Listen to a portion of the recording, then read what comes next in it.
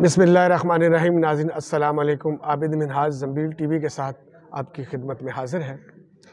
Bill आखिर वज़ीर आला पंजाब ने पंजाब असम्बली को तहलील कर दिया। वज़ीर आला ने पंजाब असम्बली तोड़ने की समरी पर दस्तखत कर दिए।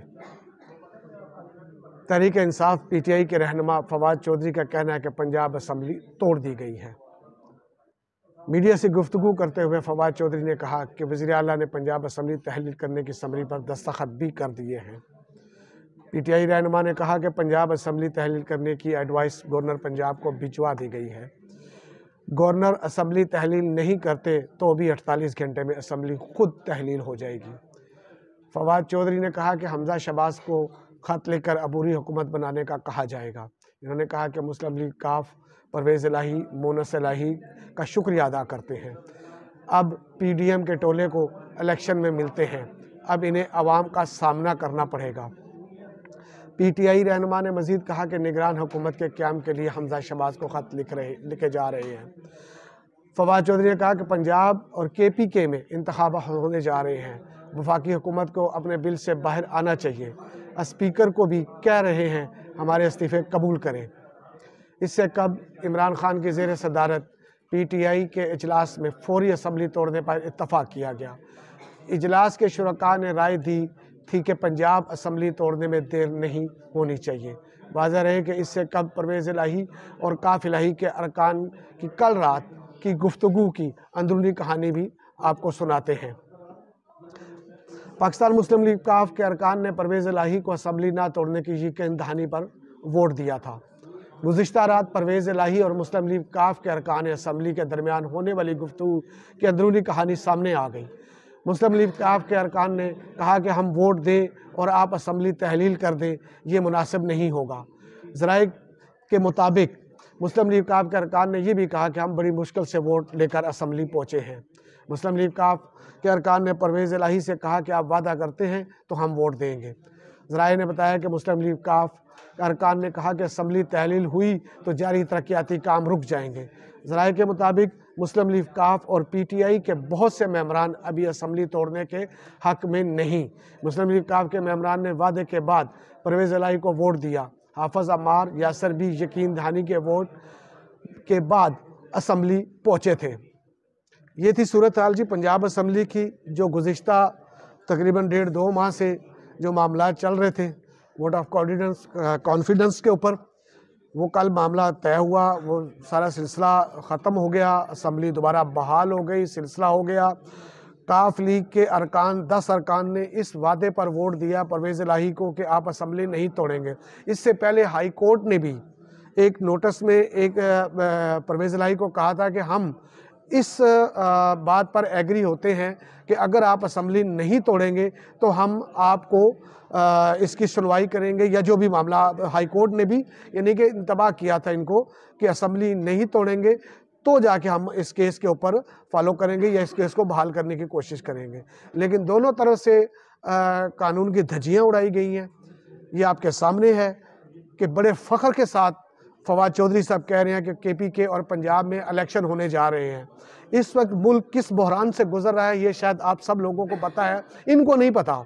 इनको किसी चीज़ को नहीं पता कि मुल्क कैसे गुजर रहा है, मुल्क के गरीब आवाम जो हैं वो किस हालत में अपनी ज़िंदगी गुजार रही हैं। इस सख्त सर्दी के आलम में पाकिस्तान से गैस गायब है, नहीं मिल रही, घरों में चूल्हे बंद हो गए हैं और 5-5 घंटे की लोड शेडिंग के बाद भी मेंटेनेंस के नाम पर 8-8 घंटे बिजली को बंद किया जाता है।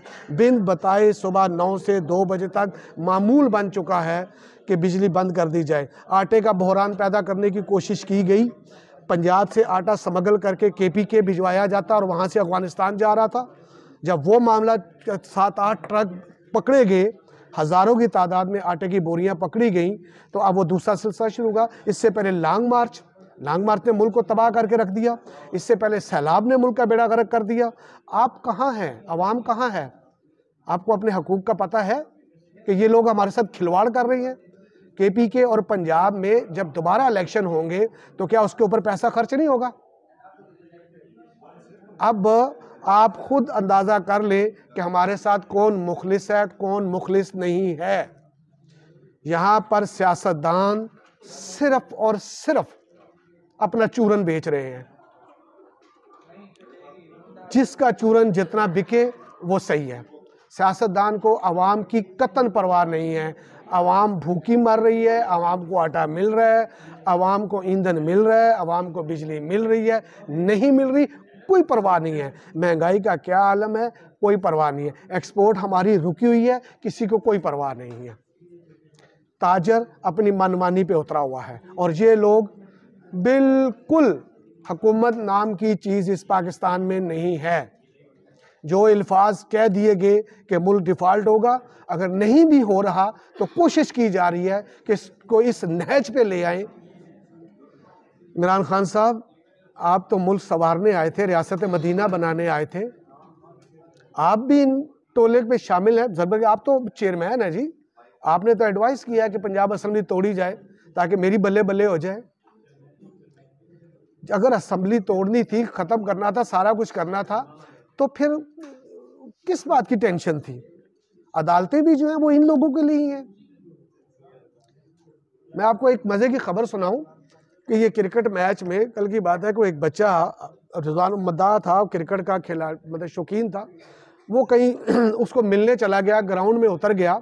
शर्म का मकाम है कानून के लिए, उस जज के लिए, उस पुलिस अफसर के लिए डूब मरने का मकाम है आप लोगों के लिए कि उस बच्चे को हथकड़ियाँ लगाकर आपने जेल भेजा और बाकायदा 30-30 हज़ार के मचलकों पर उनकी जमानत ली। शर्म आनी चाहिए आप लोगों को कि उन बच्चों के क्रिमिनल हिस्ट्री में नाम लिख दिए गए। क्या कसूर था उनका?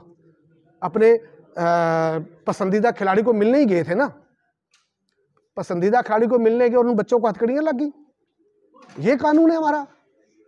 और शर्म का मकाम है उस जज के ऊपर जिसने 30-30 हज़ार के मचलके मांगे, और शर्म का मकाम है उस जज पुलिस ऑफिसर के ऊपर जिसने उसके ऊपर पर्चा किया। यहां पे किसी ने भी ये नहीं कहा कि बच्चे थे, क्या हो गया, खिलाड़ियों को मिलने ही गए थे ना। क्रिकेट ना हो गई, कोई GH को हेडक्वार्टर हो गया। आप क्रिकेट मैच करवाते हैं, पूरे इलाके को कॉर्डन ऑफ कर देते हैं, हजारों की तादाद में पुलिस इकट्ठी। यानी कि सिर्फ आप ही का सारा मामला है। शर्म का मकाम है। आवाम के लिए कुछ सोचें, कुछ आवाम के लिए करें ताकि आवाम को रिलीफ मिले। अपना ही चूरन ना बेचें। तकलीफ होती है ये सारी हरकतें देख के आपकी, खा वो अपोजिशन है खा वो गवर्नमेंट है।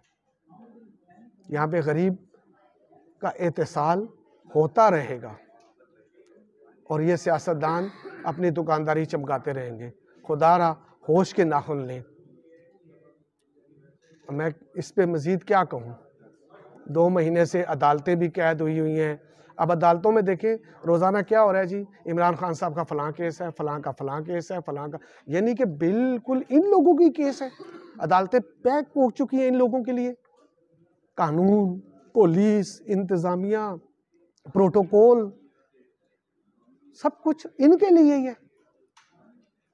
गरीब आवाम के लिए कुछ भी नहीं। भूखे मरे, कतारों में खड़े होकर शनाख्ती कार्ड की कॉपी दे के आप 10 किलो का तोड़ा आटा दे रहे हैं। हुकूमत साहब आपसे, हुकूमत कह रही है जी ये पंजाब का है, ये प्रोविंशियल मामला है, प्रोविंशियल कह रहा है जी ये मरकज़ का मामला है, और आपस में इनकी खिचड़ियाँ पक रही हैं। सब एक है आपस में।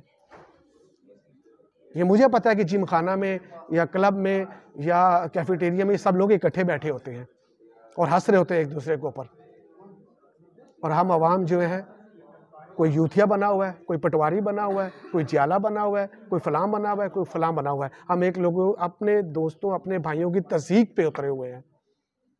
यहाँ किसी ने ये कहा कि ये लोग गलत कर रहे हैं, अरबों रुपए का खर्चा होगा अगर दोबारा इलेक्शन होने जाता है तो। कहाँ से आएगा, कहाँ से आएगा ये पैसा? आप बताएं ना। मुल्क में तो आखिरी गुर्बत है। मतलब किसी ने सोचा ये कि क्या होने जा रहा है? बस महज असेंबली तोड़ दी जी, फलां हो गया जी, इसके अलावा और कोई काम नहीं है। बस टोटल यही काम रह गया इन लोगों का। आवाम जाए भाड़ में, भूखे मरे, एक टाइम की खाएं, 2 टाइम की खाएं। मुल्क में लाकानूनियत, चोरी, डकैती, राहज़नी अरूज पर है। और हुकूमत टस से मस नहीं हो रही, सिर्फ अपने मामलात हैं कि जी पंजाब में हमारी गवर्नमेंट नहीं है, इसको वोट ऑफ कॉन्फिडेंस दो। अगर वो ले लिया जी हम पंजाब मरकज़ में नहीं है, हम पंजाब की गवर्नमेंट तोड़ रहे हैं। अब सुनने में आ रहा है कि शायद सिंध में भी मामला जो है हमने सर उठा लिया है। बड़े धमकी अमेज लहजे में उन्होंने कहा जी हम शरीफ क्या हुए हैं कि लोग तो हमें हमारी शराफत पे ही आ गए हैं, हमारा वो वक्त भूल गए हैं जो हमने कराची में बोरी बंद लाशों वाला और वो सिलसिला किया था। यही बात है ना, यही हो रहा है ना। मतलब MQM अगर धमकी दे रही है तो इसी मामले पे धमकी दे रही है ना कि हम शरीफ हो गए हैं, यानी कि बस टोटल यही काम रह गया है कि हर कोई अपनी उस पे है कि मेरा मेरा मेरा मेरा, बस अवाम नहीं। अवाम जो है वो बिल्कुल जानवरों की तरह है।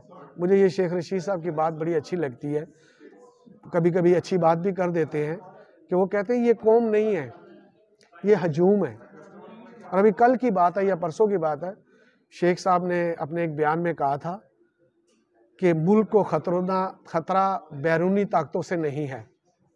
बड़ी खूबसूरत बात की उन्होंने, मुझे आज एहसास हुआ कि बहुत अच्छी बात की थी उन्होंने कि मुल्क को खतरा बैरूनी ताकतों से नहीं है, मुल्क को खतरा अंदरूनी मुनाफिकों से है, अंदरूनी दुश्मनों से है। अंदरूनी मुनाफिक जो यहाँ का खाते हैं, यहाँ का पीते हैं, यहाँ रहते हैं और इस मुल्क के साथ मुखलिस नहीं हैं। खतरा उन लोगों से है। ज़रा सोचिएगा कि कसूरवार कौन है। बहुत शुक्रिया, अब तक के लिए इतना ही। मज़ीद जानने के लिए आप हमारे चैनल को सब्सक्राइब करें, लाइक करें, शेयर करें, ताकि आने वाले तमाम अपडेट्स आपको बर वक्त मिल सकें। वस्सलाम, बहुत शुक्रिया।